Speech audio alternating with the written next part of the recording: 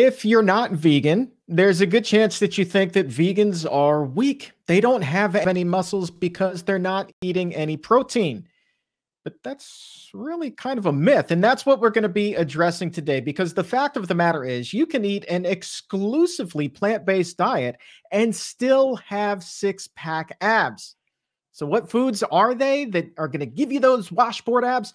We're going to find out because today I am joined by Giacomo Marchesi. He is the co founder of Vegan Proteins, Plant Built, and he's also a member of the Vegan Strong team. Giacomo, my man, thank you so very much for being here. Thanks so much for having me on the show today, Chuck. It's an honor. It's an honor to have you here. And right off of the top, let's see those guns so people know that we're not just blowing smoke here. Here you go. Yeah, look at that. Look at my man is Diesel. He's got muscles for days, man. Oh man, am I looking forward to this conversation. So before we get into the 5 foods for six-pack abs, I have to ask you, number one, how often do you have these conversations in the gym with people who are like, there's no way you're eating a plant-based diet. There's no way you're not eating chicken all day for protein. How often are those conversations coming up? It is the conversation starter every single time someone finds out that I'm a vegan bodybuilder. It's been 20 years, and to date, it is still the number one question that I get asked. Oh, so you've been eating a plant-based diet for 2 decades already. That means that you were ahead of the curve. I mean, doing this long before the Game Changers documentary came out. How did you first stumble upon the concept that I really don't need to be eating meat to get all of the protein that I need? I first stumbled around the concepts through bodybuilding, through looking to help others reverse heart disease. And I got into some more research, and that led me to a plant-based diet. And then I stuck with it as I discovered that my performance as an athlete continued to improve, and my health markers were not only good, they were getting better, specifically cholesterol. Heart disease, is that a pretty common problem among the bodybuilding community? In terms of In diet, in terms of diet, in terms of, I guess, really anything. I mean, you said that you stumbled upon it because of heart disease, I do believe. Was that something in your family, or was that something you were just concerned about, or was it because you were seeing others, your friends, who were suffering? well, at the time I was dating someone and their mom had a heart attack. And that sounded off the alarm bells for me personally. And then later on in life, my dad got cancer. And I kept saying to myself, this can't be it. Aging doesn't have to parallel with disease. There has to be a way to live long and feel good and minimize your risk of falling ill and getting ill. I started doing all sorts of research about, well, why does disease happen? How does it happen? How do we lessen the likelihood of it happening? I mean, there are some things you can control. Not to say that you won't get sick, because there are all kinds of reasons why people get cancer or heart disease or whatever, but you're less likely to when you eat a diet that is heart healthy and you take care of your body and eat nutritiously. 100%. And I think that these 5 foods for the six pack all fall under that category. So let's go ahead, the healthy category. So let's go ahead and talk about these foods right now. You were kind enough to send me the list ahead of time. And honestly, even though I've been eating a plant based diet for years now, I'm surprised to see some of these foods on the list. But let's just go ahead and rattle it off. Right at the top, you have seitan as one of the foods that you can eat to get those six-pack abs. Why did seitan make your list? Well, seitan is about 80% protein. So from a nutritious nutrient state, from a standpoint of nutrition, seitan is a no-brainer.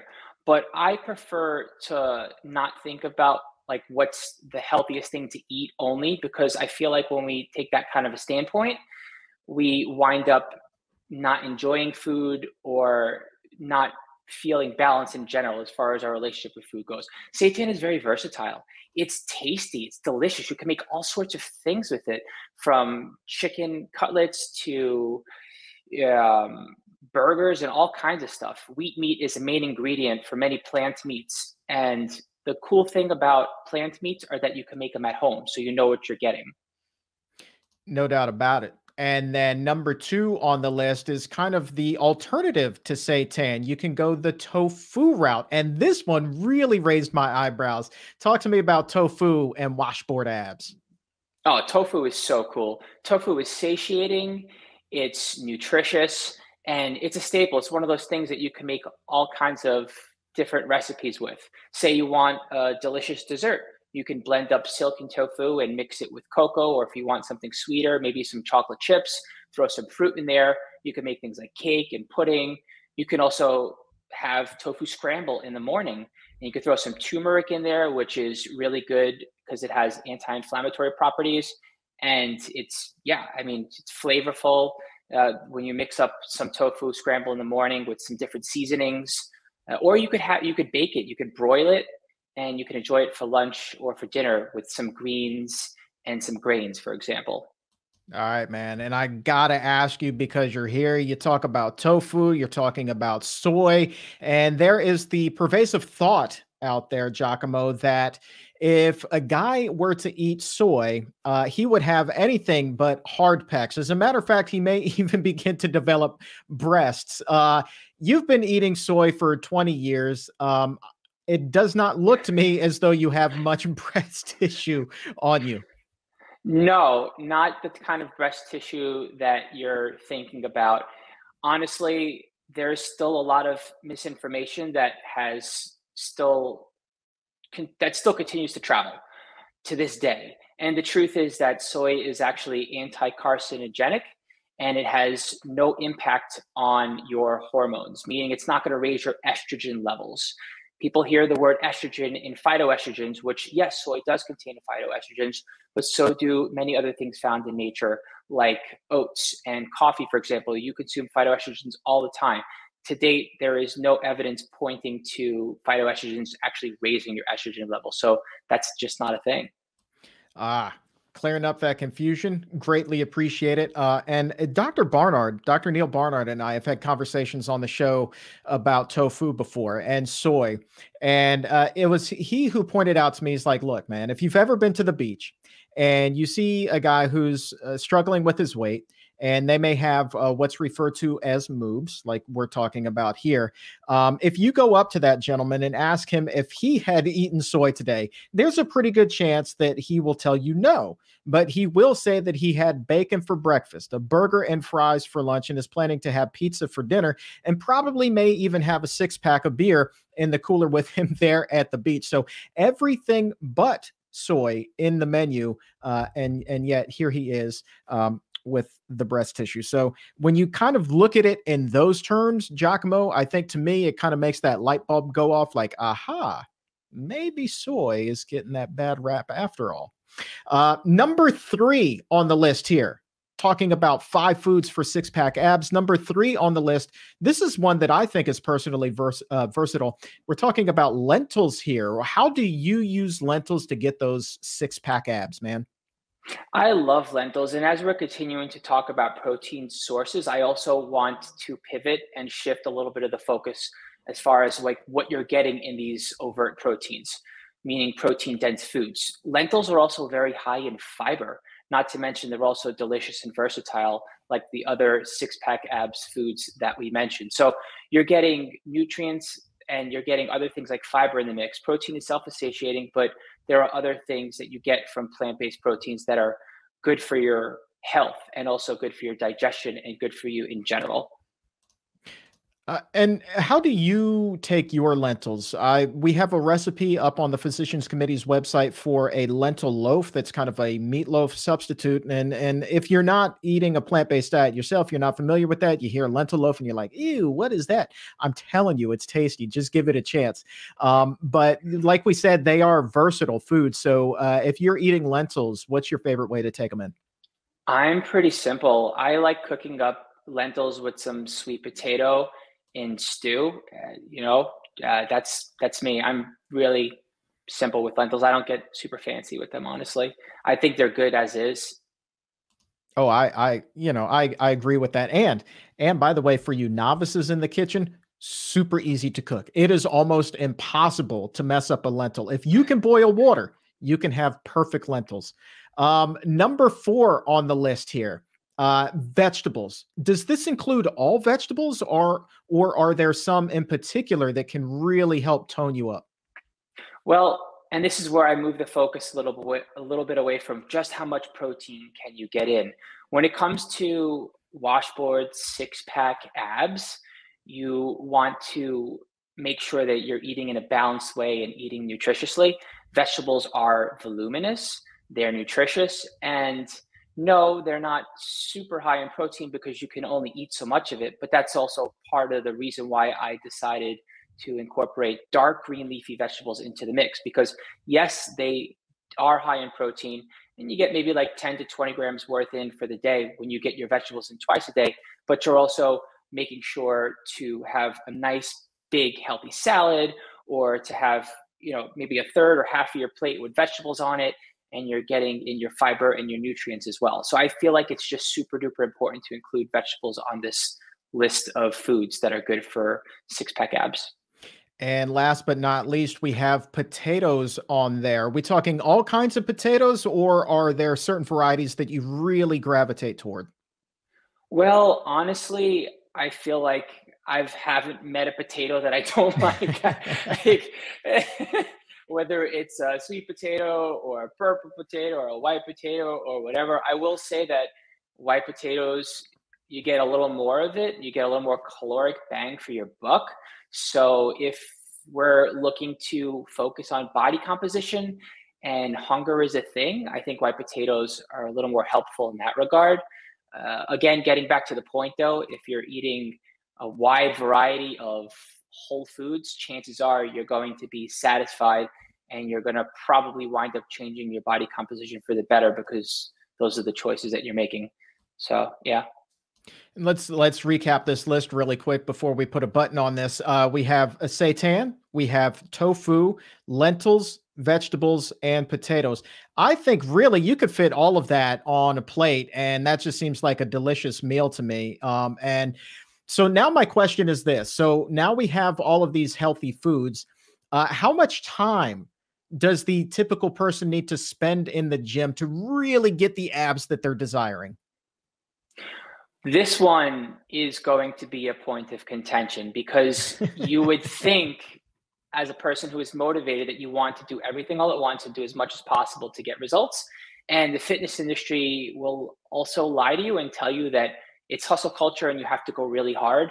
The truth of the matter is, for anyone, if you're getting in 2 to 3 days a week of 30 to 45 minutes of exercise, you're going to get a lot of results. And if you're 3 years in the mix, or you just so happen to have a little bit more time, I say maybe up that to 4 days a week, five tops.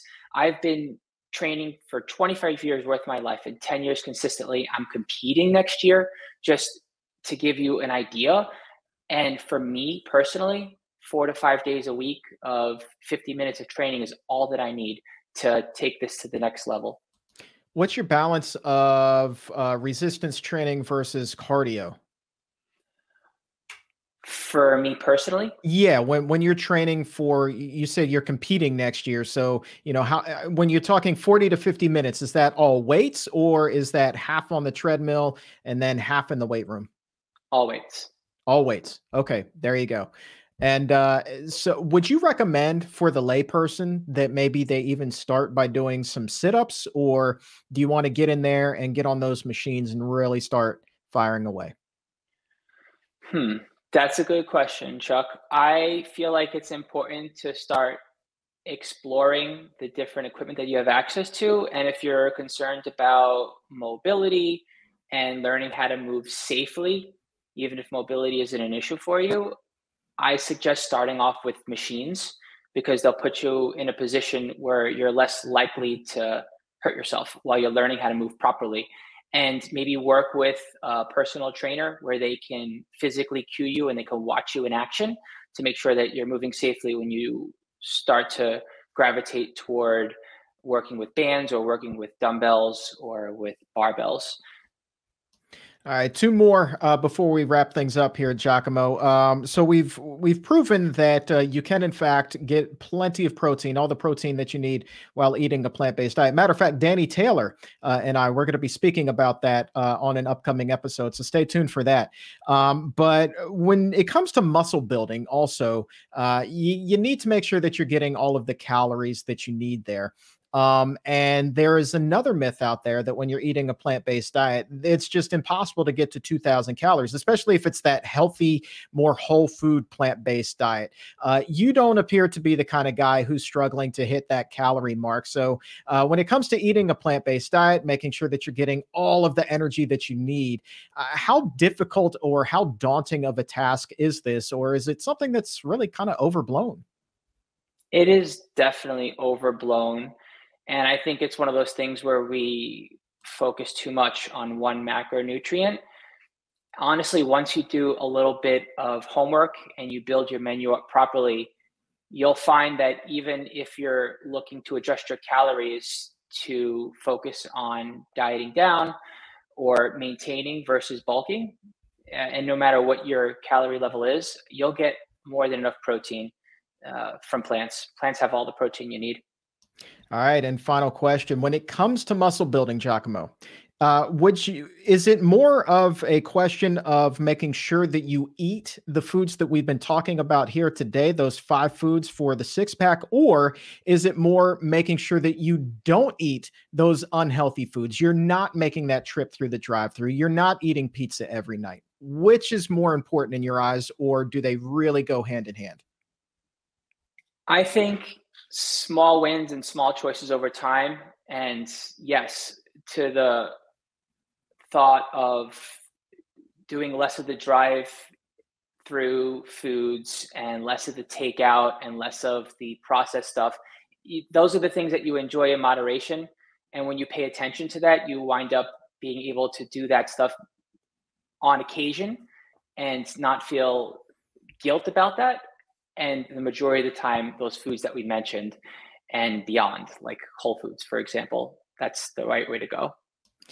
And also, hold on, man. I can't let you go without asking about the Vegan Strong Team. What is the Vegan Strong Team? Do y'all just go around and do like World's Strongest Man or World's Strongest Woman competitions and lift cars and do keg tosses and things like that? It's the evolution of everything that we've done with the vegan bodybuilding community. Robert Cheek, Danny Taylor, myself, over the years, we had this dream of being out in the mainstream fitness community and documenting it and building community around that. So we started off with Plant Built and we competed at a sports festival. It evolved to be the Vegan Strong Team, where we do food demos and we're on the mic and we have tables and we present at mainstream fitness expos. And now next year, Plant Built and Vegan Strong together are going to be at Mr. America in Atlantic City.